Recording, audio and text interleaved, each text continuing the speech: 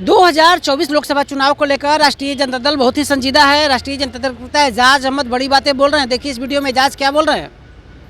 नीतीश कुमार जी, आप स्पष्ट कीजिए कि 2015 में जब आए थे तो आपने कहा था मिट्टी में मिल जाएंगे लेकिन भाजपा के साथ नहीं जाएंगे, और आप भाजपा के साथ चले गए 2017 में। फिर 2022 में जब आए तो कहे कि अब हम लोग समाजवादी एक साथ एक दूसरे के साथ जो परस्पर संबंध है, जो परस्पर आयाम है, उसको आगे बढ़ाने का काम करेंगे। और भारतीय जनता पार्टी जो नफरत फैलाने वाली राजनीति करती है, भारतीय जनता पार्टी जो नौजवानों को रोजगार के मामले में ठगी का शिकार बनाए हुए है, अब हम लोग उनके ठगी के शिकार नहीं होंगे और पूरी तरह से लालू जी, तेजस्वी जी के साथ मिल करके हम समाजवादी लोग इकट्ठे होकर के देश और देश की राजनीति को एक नई दिशा देंगे। पुनः जब आप भारतीय जनता पार्टी के साथ चले गए तो आज कौन सी भाषा बोल रहे हैं?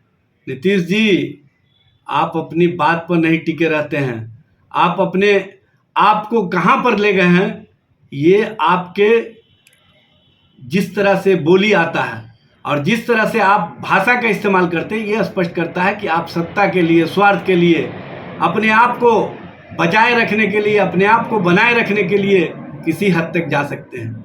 और आपने आज जिस भाषा का इस्तेमाल किया है, सबको पता है कि बिहार में गंगा जमुनी संस्कृति को मजबूती प्रदान करने में, बिहार में इंसान और इंसानियत को एक दूसरे के साथ मिलकर रहने के लिए अगर किसी ने प्रेरित किया है तो उस व्यक्ति का नाम है लालू प्रसाद।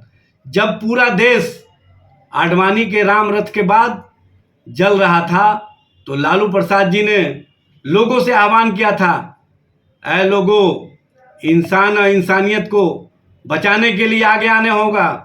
और जब इंसान रहेगा, इंसानियत रहेगी, तभी मंदिर में घंटा भी बजेगा और मस्जिद में अजान भी होगी। और उस आह्वान के बाद बिहार के लोगों ने देश को संदेश दिया था।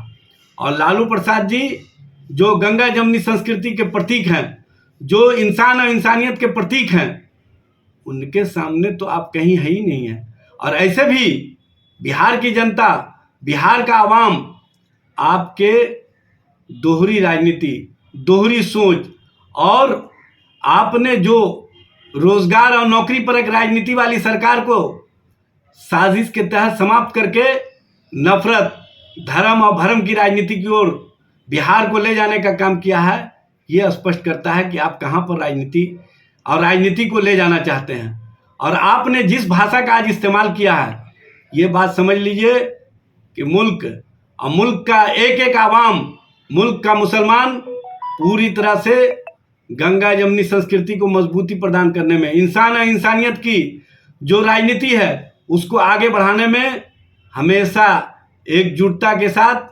देश और देश के लोगों के साथ खड़ा रहा है।